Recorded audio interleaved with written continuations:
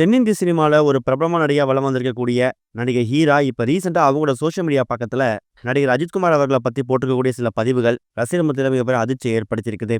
தமிழ், தெலுங்கு, கன்னடம் இது மாதிரி பல படங்கள் நடிச்சு ஃபேமஸ் ஆனவங்க தான் நடிகை ஹீரா. தமிழ்ல இதயம் படம் மூலியமா தான் இவங்க அறிமுகமானாங்க.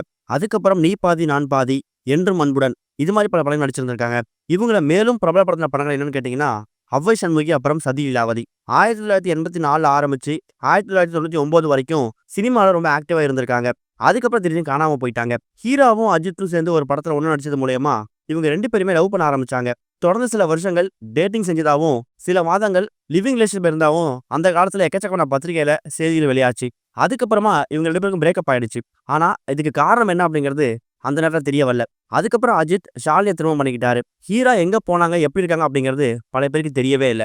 இந்த மாதிரி சிச்சுவேஷன்ல நடிகை ஹீரா, ஹீரா ஆலயா அப்படின்னு சொல்லக்கூடிய ஒரு வெப்சைட் பக்கத்தை நடத்தி வந்துட்டு இருக்காங்களாம். இதுல அவங்க சமீபத்துல அஜித்துக்கு எதிராக எழுதிக்கக்கூடிய சில விஷயங்கள் ஒரு மிகப்பெரிய அதிர்வலையை ஏற்படுத்தியிருக்குது. இளம் வயதுல தான் மீது திட்டமிட்டு சுமத்தப்பட்ட பழிகளால தான் மன உளைச்சலுக்கு ஆளானதாகவும் ஹீரா தெரிவிச்சிருக்காங்க. தான் பல வருடங்களா காதலிச்ச ஒரு நடிகர், தன்னை ஏமாற்றுபவள், போதைக்கு அடிமையான அப்படிங்கிற மாதிரிலாம் என் மேல பொய் பிரச்சாரம் செஞ்சு என்னை அசிங்கப்படுத்துறதாகவும் தெரிவிச்சிருக்காங்க.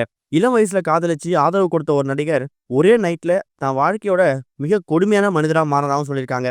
அவருக்கு முதுகுல அறுவை சிகிச்சை செஞ்சப்ப அவருக்கு பக்கபலமா இருந்தது நான் தான். அறுவை சிகிச்சை மீண்டு வந்ததுக்கு அப்புறமா ஒரு பதிலும் கொடுக்காம என் கூட இருக்கக்கூடிய தொடர்பை அவர் கட் பண்ணிக்கிட்டாரு. அந்த நடிகர் தன்னோட படங்களால ரசிகர்களை வன்முறைக்கு தூண்டுதாகவும் கூறியிருக்காராம். மன்னிக்க முடியாத வகையில தன்னோட கௌரவம், அப்புறம் நேர்மை, பாதுகாப்பு இது மாதிரி தனிப்பட்ட தாக்கம் நடத்தப்பட்டதாகவும் சொல்லியிருக்காரு.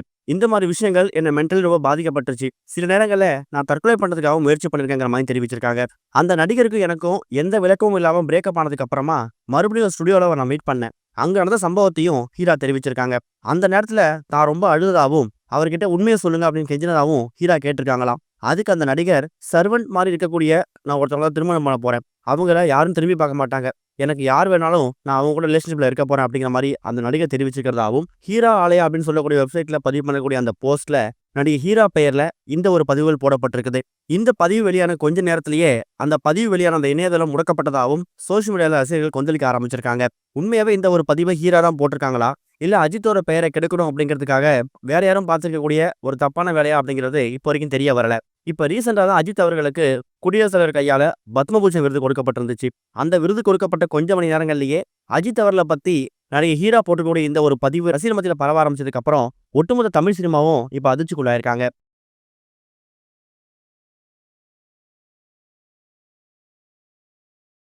இதுவரைக்கும் கனெக்டிங் டிவிக்கு சப்ஸ்கிரைப் பண்ணனா மறக்காம சப்ஸ்கிரைப் பண்ணிக்கங்க. உடனடி அப்டேட்ஸ் பெறுவதற்கு நோட்டிஃபிகேஷன் பெல்லையும் கிளிக் பண்ணிக்கங்க.